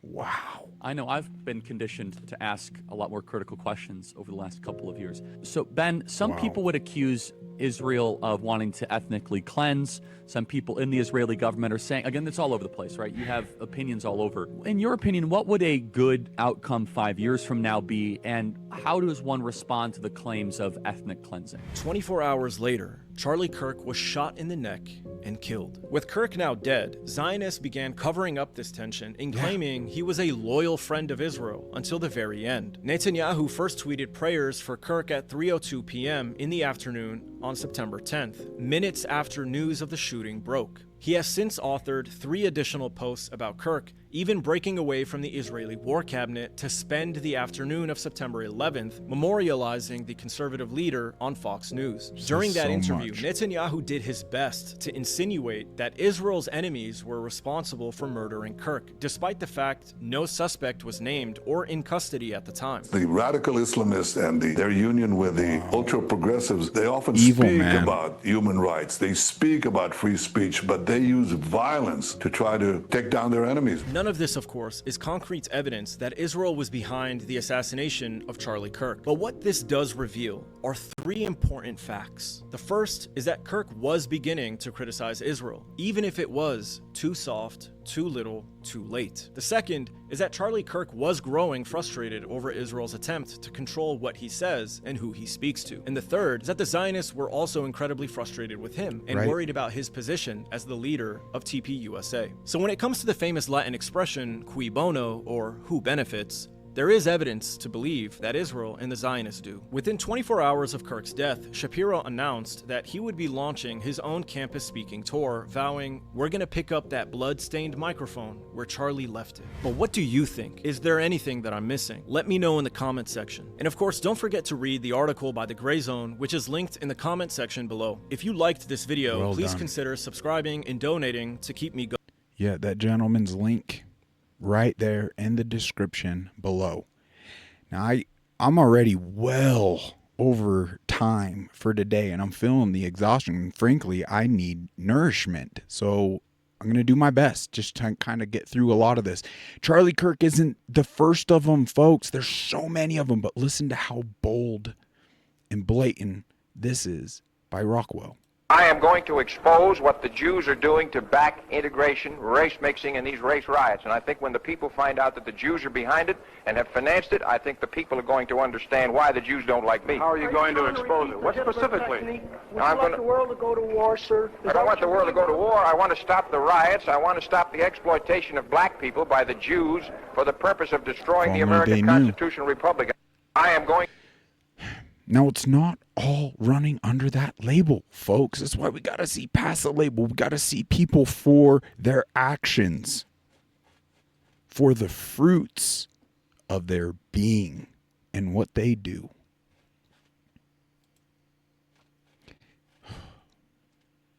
This goes through. I want you guys to do this dive yourself. But the setting up of the question and the talking points at the specific time Charlie was murdered, not coincidence. The symbolism between multiple individuals, the one individual standing with clearly something in his hand, and the way he conceals it. Watch the body language of so many of their individuals post the assassination and after the assassination. This was for sure a operation, not a standalone rogue loon. No way. When you watch all this information here, you just can't. And then the patsies, like, he even goes through the information asking like uncensored AIs and this and that. It's a 1 in multiple billion chance of this just being like so many of the singularities of the situation being just coincidental. It doesn't happen.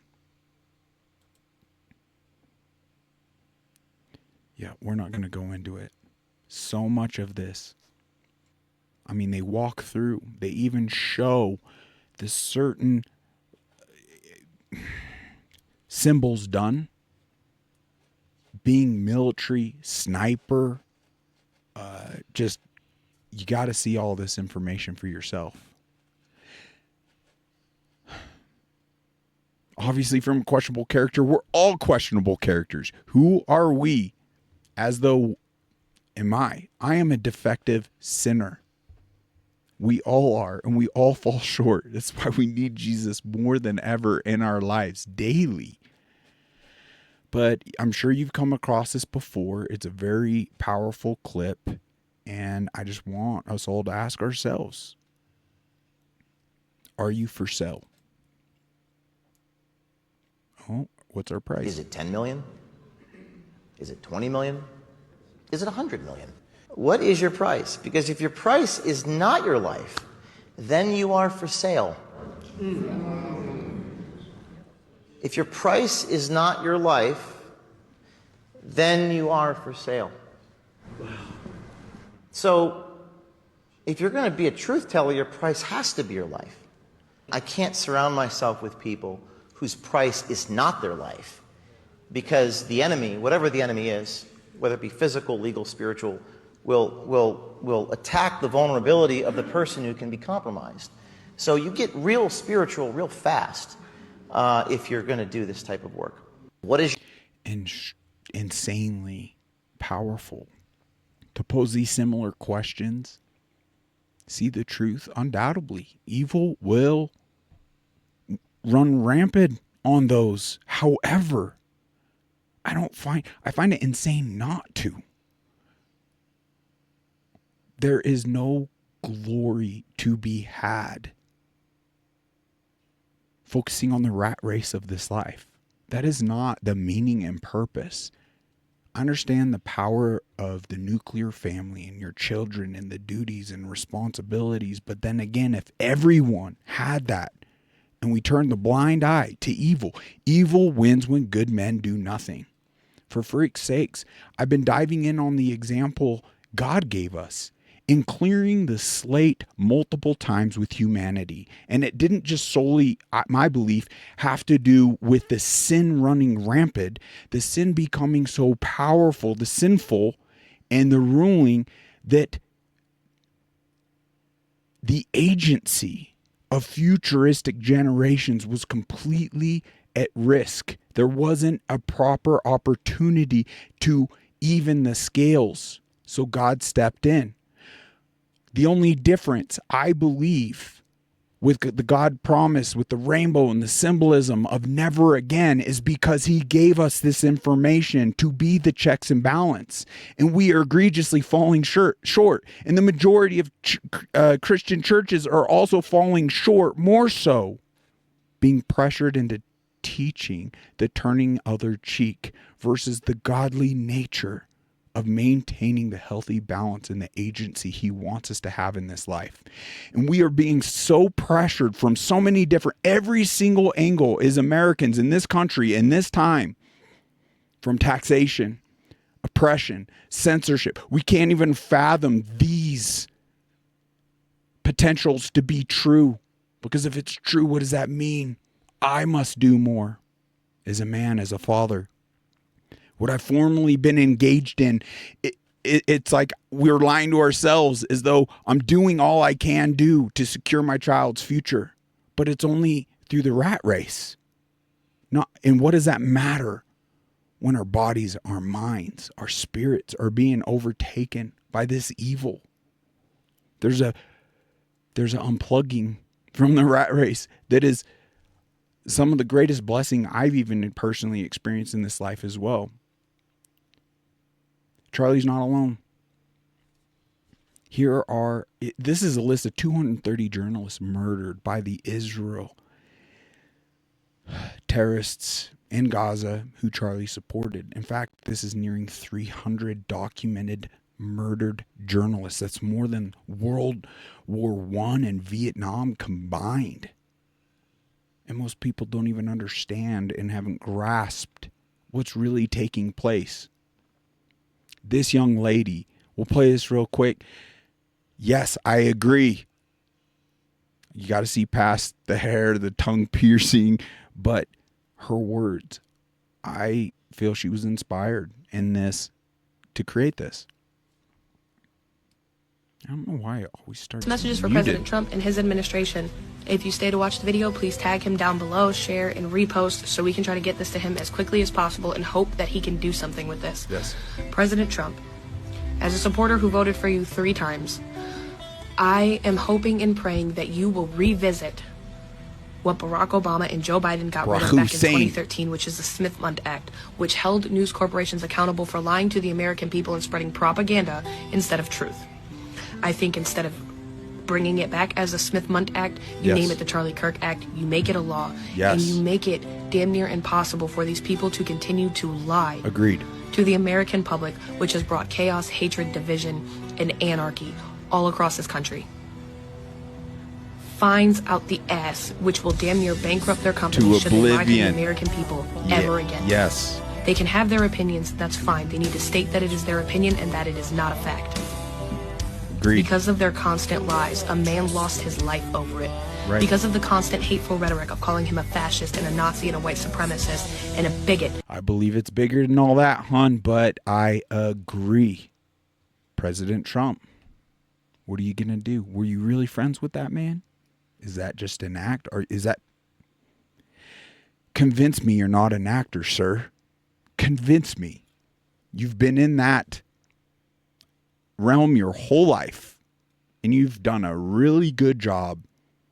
And I was willing up to a point to believe in 5D chess, 5D space chess, Q, all of that to an extent, as though your hand was forced regarding warp speed and you were given a bad choice or a worse choice, and you chose the better of the two. However, no, you're still touting it to this day, sir. And the cover-up of Epstein shows it all. At this point, prove you aren't complicit. You aren't implicated in that. As the billionaire, obviously womanizer, we all knew you were for a long time. But you formulated the words that won over our hearts. It's as though this elite group has you in the vice, and you are serving the very same slave masters as the administration before you, Barack Hussein Obama's slave masters, Bush's, dating way back. Prove us wrong. Are you Team Humanity? Why are you allowing that one industry immunity? Why are you allowing us to be the second country in the world that allows that industry to even spew its propaganda, aka advertising and marketing regimes? It's all been a bare minimum to keep us complicit. There were a lot of promises. Epstein was one of them. Day one. And now you turn against your own supporters, saying anyone that has to ask questions, you're stuck on that still? You're really stuck on that? I don't want your support anymore? Really? You're willing to die on that hill? Tells me one thing. That you are implicated. And there is a plethora of other evidence out there, testimonials and individuals stating they were sold by you, they were stolen by Epstein from the Mar-a-Lago at a questionable age. You stated that yourself, sir. What is going on? We know the evidence is overwhelming. He was a Mossad agent. Former presidents, Bill Clinton, 30 plus records of visiting. How boldly he was posted on the wall there in a painting in a woman's dress, as though it tells us one thing. Former president of this country, they had by a firm grip. Prove me wrong. Release it all. You won't. And you'll die on that hill if you're implicated. That's it. And that was the final straw that broke the camel's back for me, realizing how powerful the synagogue of Satan has become in today's day and age. We rely too much on a presidential figure, too much on the infrastructure to our own demise as a people. And we must unite and abolish it, and we can do it without violence if enough of us unite. Just to point out, this man shows our oppressors, our murderers, that we haven't been a free country for a very long time. Check this out. 1913 was the year we actually lost control of our country. Agreed. Right? Oh, and just for historical context, World War I started in 1914. I mean, look, I'm sure that was a coincidence, but let me just tell you all the things that were created in 1913. First, the Federal Reserve, which is neither federal nor has any reserves. It's basically a private bank that just controls all of our money. Second thing created in 1913 was the IRS. And I'm sure it's just a coincidence that it was created the exact same year that a private bank took over all of our money. Yeah, I'm sure it's a coincidence that that was the year they started taxing you. Like, you work, they print, and then you pay them back with interest. Yeah, that makes sense. The next thing created was the Rockefeller Foundation. Yeah, and let's be real, that was all about philanthropy. It's not like they took control of medicine, education, science, and all of it. Basically the health of the world. I mean, let's be real. All they were doing was donating money. Yeah, it's not like they were buying control of everything. Oh, and that worked out so well, right? Because people are healthier and more self-sufficient than ever, right? Oh yeah, also in 1913 was the American Cancer Society. I mean, that sounds like a good thing, right? That can't possibly be bad, except it was completely funded by extremely wealthy people. But even though it was a charity, they never really gave to anyone. No, they just took their money and invested in pharmaceutical drugs. Oh, and chemo. Yeah, instead of taking that money and investing in companies that were trying to find a cure, no, we'll just invest in companies that use chemicals from the military that were later banned. Yeah, that's a good thing to keep fucking putting into people. Then also created in 1913, the ADL, the Anti-Defamation League, which sure, yeah, it's about civil rights. Yeah, totally. It's not about censoring people or, silencing critics. And then in 1914, we had World War I. And that became the first war ever that private industry profited from war. The private industry that's owned by the same families that created the Fed, the IRS, the Rockefeller Foundation, the American Cancer Society, the ADL. Again, just a coincidence. Oh, I'd also like to point out that a year prior to 1913, 1912, yeah, that was when the Titanic sank. And it's funny how three of the wealthiest individuals on that ship were the loudest voices opposed to central banking. Oh, and there's also the little tidbit that J.P. Morgan was supposed to be on that boat, but he canceled at the last second. But yeah, that's conspiracy. That's tinfoil hat talk. So what's happened since 1913? Well, the dollar has lost 99% of its value. Our debt has just become like a number that we ignore. Middle class getting fucked daily. War is now an industry instead of a conflict. Oh yeah, and your money isn't real anymore. Like, it's just not real. It's not backed by anything. It's just numbers on a paper that private bank prints. So guys, look, if you're worried about America being conquered or, a rebellion or it being taken over, you guys know that 1913 was the year I'll wrap it up for him because probably had to censor that out. Probably got banned. We already are a conquered, occupied, controlled country. 100%. And it's been more than clear with this administration. I don't understand why I get it's a very, very hard pill to swallow. The false idolatry of the orange man at this point is just mind-blowing. He hasn't been on Team Humanity. And I'm fed up. Like, the Epstein was enough. Oh, God. This is we'll play the first little every aspect section of our lives. Every aspect. They've taken over our schools, churches, politics, media, music industry, bank, financial industry, food industry, every three-letter government agency. Everything. Realize how closely involved Planned Parenthood is with. And is it this specific individual and these people? No, it's the label they're running under. There's not a bigger victim than the purists that are bearing good fruit running under that same label. Yeah, well, how is that an anti-Semitic thing to say? Anyway. This is proof. This is disgusting. It's very hard to watch. A lot of the things that come out, but it's existing. It's not being banned. It's not being shadow banned. That's enough. And there's more disgusting things, obviously, than that. I'm sure you all have come across. But this tells us, this proves to us that it's nothing tinfoil hat about a ruling class over us controlling these mega platforms to our demise, to our detriment.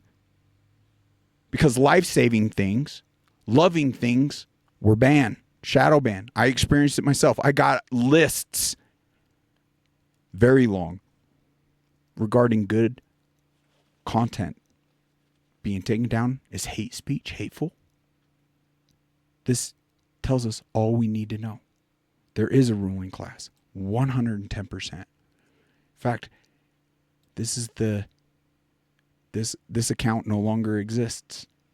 What was this? This was over one of the posts. So these other two links still exist. It's just the one regarding how Charlie, people close to him, were exposing he was fearing for his life due to the questions he was posing against Israel. And this deceitful idea of Israel today. It isn't the biblical Israel. Another one, same thing. But do not be disheartened. We just got 2 quick things, but let this embolden you. Look at what they are trying to silence. Look at who's behind just that. And even worse, manipulating us to silence one another. This is a powerful one. Please at least take some of these golden nuggets and spread them far and wide. It doesn't have to be with all my interjections and all my flaws. I'm full of them. But check this out. Agree? Does not mean I'm a Nazi. Yes. Just because we see the world differently does not make you any less of a human in my eyes. And just because we may be going down 2 different roads in life does not mean either of our voices ever be silenced. Because disagreement is not destruction. Debate is not hatred. Conversation is not violence. We were built on dialogue. Before laws, before nations, back when we would first all gather around a fire so we could all survive the dark. It is the threat of society that turns strangers into neighbors, opponents into partners, and those fractured people whole so they could endure. Dialogue is where we sharpen the truth. It's where we test the weight of our ideas against others. It's where we understand comfort is not an agreement. It is the courage to stand in the storm of disagreement, but still walk out and call each other human. Yes. Dialogue is not danger. Silence is the danger. Because the fear of silence grows teeth. Silence is where lies turn into power. Silence is where the slow suffocation of people no longer trust themselves to speak. Look back through history. When has silence ever saved us? It gave the rise to tyrants. It made your neighbors shut their blinds while their streets burned. And it turned ordinary men into accomplices because when they should have said something, they said nothing. Love it. So speak. Speak when your voice shakes. Speak when your words are clumsy. Speak when the room glares at you. Because dialogue is your only proof you are still free. We do not have to agree. We do not have to see the world through the same window. Right. But if we lose the courage to talk to one another, then we lose the right to say we are alive and still free. Silence is death. Dialogue is life. And every word spoken in truth, no matter how raw, it is that spark that keeps the fire of humanity from going dark forever. Just because we disagree. Wow. I don't need to cover anything. Just please absorb that. Listen to that back 3 different times. Send that to loved ones. Get their thoughts. That lights a fire in me.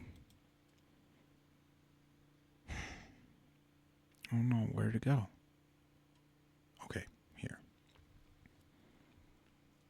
Yeah, I can't even explain. Words don't even do it justice. I know I'm at a loss for words, so I'll just read in the post, rest in peace, Charlie. None of us will fully get it right in this life. You had more courage than most. And I hope your example lights also a fire in more hearts and spirits to speak up with no fear. This is the man. This is...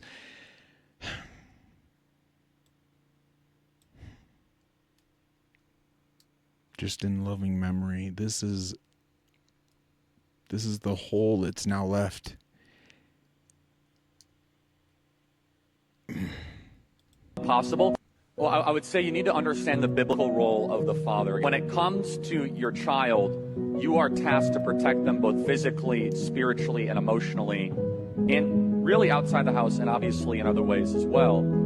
Quality time is everything. You're not above any of the duties or the tasks or the roles. And it comes with a lot of responsibilities. And so again, I speak very directly to young men. Erica's the, young woman outreach part of this. But young men need to be talked this way, actually, because they say, oh, I want to be a dad. Like, really? Are you earning enough money? Have you done the right work? Have you asked for a raise, asked for promotion, got up earlier, stayed up later to make sure your family does not have any financial pressures or issues? Because here's the one thing I have found. Once you have kids, there is this primal thing that comes into you where if you think you have worked hard before, when you have to go feed a child and provide for a family, you are willing to go to the ends of the earth and push yourself in ways that you never thought possible. Well, I would say you need to understand the biblical role of... Glitched out there a bit, but what an amazing man. He's left some pretty large shoes to fill. I feel 100% inadequate. I don't believe there's really any one individual. I believe it's the recent questions he started posing regarding the synagogue, the very synagogue of Satan Jesus warned us of, once again in Revelation 2 verse 9 and 3 verse 9, that led to his assassination. Evil could not allow this man to continue. However, we can continue his work in those questions, and that's the purpose of this episode and futuristic episodes moving forward, given God grants me the function and ability to continue. I was playing a lot of my violin personally as of late. Lots of issues. It even has manifested in my skin. I'm going to have to wear some long sleeve for some time now, considering the havoc evil has been able to inflict on this body, mortal body I have. I just pray you all are able to maintain the level of health to keep a lot of this sheer struggle at bay on your journey in this life. However, no matter what may come your way, this has been a blessing, and with Charlie Kirk's example and what's taken place has really smashed that violin. I have nothing to play. Let's kick off some more so inspiring music here. Just a bit of a recap. We must stop playing into evil's hand and stop using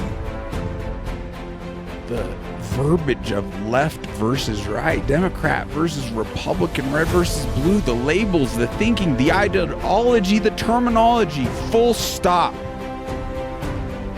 Truth is, both of that construct is equally corrupt. All corrupt. So why would we fall prey to that level of think that is leading to our demise when, after all, we have more in common with one another, the leftists, the rightists, than the ones inflicting this level of oppression and psychological warfare on one another? And we expose just that in this very episode, that it isn't a tinfoil hat conspiratorial thought. It exists, and it's dividing us, and it's conquering us. What are we going to do with it?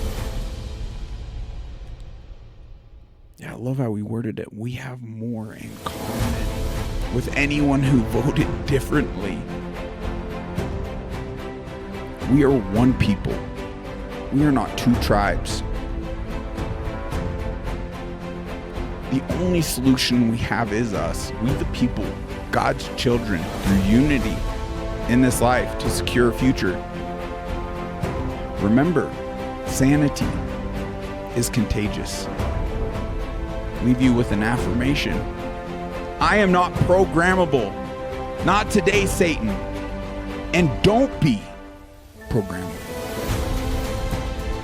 I'll leave you with this final thought. What is your pledge? Oath? Give me some of your affirmations. Reach out. UNMUZZLEDchat@gmail.com. If you'd like to guest on the podcast futuristically, reach out. Follow, share, check out the affiliations. I don't know what the future holds. I don't know. I don't feel sufficient. I don't feel as though I am cut out for this. Lyme disease, after all, is impacting my neurological, my physical, my life force, my everything. But it's cool when you tap into these things bigger than yourself. It comes from somewhere. And I want to say that's from God. I want to say that's from good. Stay in the light, my brothers and sisters. Keep your head up. All isn't lost. You have no idea the impact you yourself could have. Try it. See what you could do. Love you. Until next time. Take care.